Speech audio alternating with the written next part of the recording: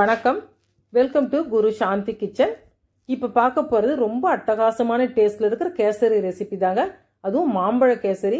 Normal rava kesari செய்தாலே ரொம்ப டேஸ்ட்டாக மணமாக இருக்கும். அது கூடவே மாம்பழம் சேர்த்து செய்யும்போது எனக்கு சொல்லவே வேண்டாங்க, டேஸ்ட்டு ரொம்ப அற்புதமாக இருக்கும்.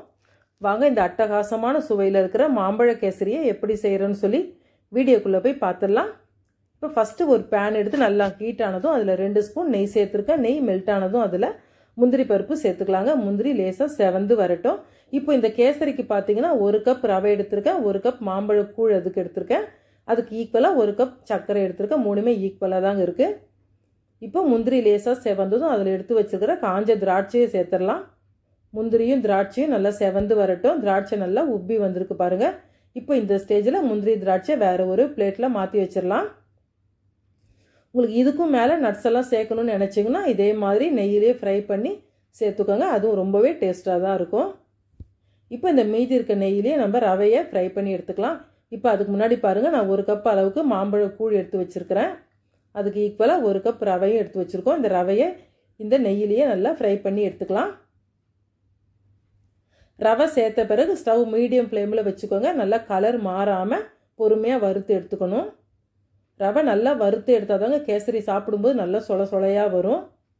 நல்லா மணல் மாதிரி உதிரியாக கொட்டணும். அந்த அளவுக்கு ரவையை ஃப்ரை பண்ணி எடுத்துக்கலாம். பாருங்கள், நல்லா உதிரியாக மணல் மாதிரி இருக்குது. இந்த ஸ்டேஜில் ரவையை வேறு ஒரு பிளேட்டில் மாற்றி வச்சிடலாம். இப்போ கேசரிக்கு தேவையான தண்ணி சேர்த்துக்கலாம். 1 பங்கு ரவைக்கு நான் 3 பங்கு தண்ணி சேர்த்துக்க போகிறேன். இந்த மாதிரி 3 பங்கு சேர்க்கும்போது உங்களுக்கு கேசரி கடைசி வரைக்கும் நல்லா சாஃப்டாக இருக்கும். மெயினாக ட்ரை ஆகாமல் இருக்கும். இப்போ இந்த தண்ணியிலேயே 1 ஸ்பூன் நெய் சேர்த்துக்கலாம். தண்ணி நல்லா கொதித்ததும் கொஞ்சமாக நான் எல்லோ கலர் பொடி சேர்த்துக்கிறேன். நீங்கள் வேண்டான்னு நினச்சிங்கன்னா ஸ்கிப் பண்ணிக்கோங்க. இப்போ இதுலேயே நம்ம எடுத்து வச்சுருக்கிற ரவையை கொஞ்சம் கொஞ்சமாக கொட்டி நல்லா கிளறிக்கலாம். பாருங்கள், நான் ரவையை நல்லா கிளறி கொடுத்துருக்குறேன். இப்போ இந்த மாதிரி கொஞ்சம் கொஞ்சமாக சேர்த்து கிளறி கொடுக்கும்போது கட்டி பிடிக்காமல் நல்லா வரும். இப்போ நான் ஒரு மூடி போட்டு ரவையை நல்லா வேக வச்சு எடுத்துக்கலாம். நம்ம ரவை நல்லா வெந்தால் தான் உங்களுக்கு அதுக்கப்புறம் சுகர்லாம் சேர்க்கணும். பாருங்கள், ரவை நல்லா வெந்து வந்திருக்கு. இந்த அளவுக்கு நல்லா சாஃப்டாக வேகணும். ரவை நல்லா முழுசாக வெந்த பிறகு தாங்க நம்ம மற்ற பொருளெல்லாம் இதில் சேர்க்கணும். அதுக்கு முன்னாடி சேர்த்துட்டோம்னா ரவை அப்படியே வேகாமையே நின்றுடும். அதனால் நல்லா சாஃப்டாக வெந்த பிறகு தான் நம்ம சுகரெல்லாம் அதில் சேர்த்துக்கணும். இந்த அளவுக்கு நல்லா சாஃப்டாக இருக்கணும். இப்போ இதில் நம்ம எடுத்து வச்சுருக்கிற 1 கப் மாம்பழ கூழ் இதிலேயே சேர்த்து விட்டுறலாம்.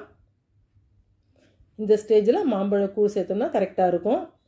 நல்லா இந்த மாதிரி நல்லா கலராக இருக்கிற இனிச்ச மாம்பழம் சேர்த்திங்கன்னா டேஸ்ட்டு ரொம்பவே நல்லாயிருக்கும். நான் ஒரு 3/4 கப் அளவுக்கு சுகர் சேர்த்துக்கிறேன். உங்களுக்கு இனிப்பு அதிகம் வேணும்னு நினச்சிங்கன்னா 1 கப் கூட சேர்த்துக்கோங்க. இப்போ இதை நல்லா கிளறி கொடுத்துடலாம். இந்த ரவையில் சுகர் சேர்த்த பிறகு திரும்பவும் சின்ன சின்ன கட்டிகளாக உருண்டு இருக்கும்.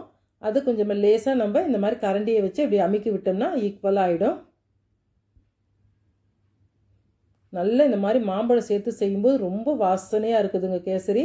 இந்த மாதிரி மாம்பழம் சின்ன சின்ன துண்டாக இருந்தாலும் சாப்பிட்றதுக்கு ரொம்ப டேஸ்ட்டாக இருக்கும்.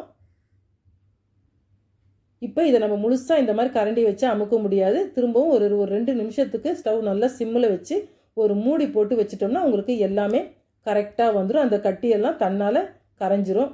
பாருங்கள், நான் ஒரு 2 நிமிஷம் மூடி போட்டு எடுத்தேன். கரெக்டாக இருக்குது பாருங்கள். இப்போ ஒரு சின்ன கட்டி கூட கிடையாது. ஆனால் ஸ்டவ் நல்லா சிம்மிலேயே வச்சுக்கோங்க.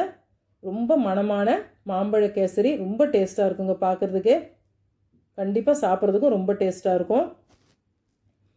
இப்போ இதில் இன்னும் ஒரு 2 ஸ்பூன் நம்ம நெய் சேர்த்துக்கலாம். உங்களுக்கு ஆயில் வேணாலும் சேர்த்துக்கோங்க. ஒரு 3 ஸ்பூன் நெய் சேர்த்துட்டு 2 ஸ்பூன் எண்ணெய் கூட சேர்த்துக்கலாம். நான் எல்லாமே நெய் தான் சேர்த்துருக்கேன். இப்போ இதில் ஏற்கனவே ஒரு 3 ஸ்பூன் சேர்த்துருக்குறோம். இப்போ ஒரு 2 ஸ்பூன் நெய் சேர்த்துக்கலாம். வறுத்து வச்ச முந்திரி திராட்சையும் சேர்த்துக்கோங்க. அவ்வளவுதான், நமக்கு மாம்பழ கேசரி சூப்பராக ரெடி ஆகிருக்கு. ரொம்ப மணமான டேஸ்டியான மாம்பழ கேசரி. நம்ம எப்பவும் ஒரே மாதிரி செய்யாமல் இந்த மாதிரி சீசன் தகுந்த மாதிரி ஃப்ரூட்ஸ் கிடைச்சாலும் அதுக்கேற்ற மாதிரி மாற்றி மாற்றி செய்தோம். அதுவும் பர்டிகுலராக இந்த மாம்பழ கேசரி ரொம்ப வாசனையாக கம்மன்னு இருக்குதுங்க. கண்டிப்பாக இந்த சீசனில் மிஸ் பண்ணாமல் இந்த மாம்பழ கேசரியை ஒரு டைமாவது செய்து பாருங்கள். அதே மாதிரி பார்த்திங்கன்னா நம்ம சுவாமிக்கு நெய்வேத்தியமாகவும் இந்த மாம்பழ கேசரியை செய்யலாம். அந்தளவுக்கு ரொம்ப டேஸ்ட்டாக நல்லா வாசனையாக இருக்குங்க. இது கண்டிப்பாக மிஸ் பண்ணாமல் இந்த கேசரியை ட்ரை பண்ணி பாருங்கள். நல்ல மணமாக டேஸ்ட்டாக இருக்குது. நம்ம எப்பவும் ஒரே மாதிரி சாப்பிடாம இந்த மாதிரி டிஃப்ரெண்ட்டாக சாப்பிடும்போது ரொம்ப நல்லா இருக்கும். இது நல்லா இப்போ நம்ம ஊற்றின தண்ணிக்கு கொஞ்சம் இலக்கமாக தான் இருக்கும். கொஞ்சம் ஆறின பிறகு பார்த்திங்கன்னா கரெக்டாக வந்துடும். இந்த கேசரி எடுக்கும்போதே பாருங்கள் நல்லா சாஃப்டாக ஸ்மூத்தாக எடுக்கிற மாதிரி இருக்குது பாருங்கள். சாப்பிட்றதுக்கும் அப்படி தான் இருக்குது. கண்டிப்பாக மிஸ் பண்ணாமல் இந்த கேசரியை செய்து பார்த்துட்டு கமெண்ட் பண்ணுங்கள், லைக் ஷேர் பண்ணுங்கள். இந்த வீடியோ பிடிச்சிருந்தால் மறக்காமல் நம்ம சேனலுக்கு சப்ஸ்கிரைப் பண்ணிக்கோங்க. நன்றி.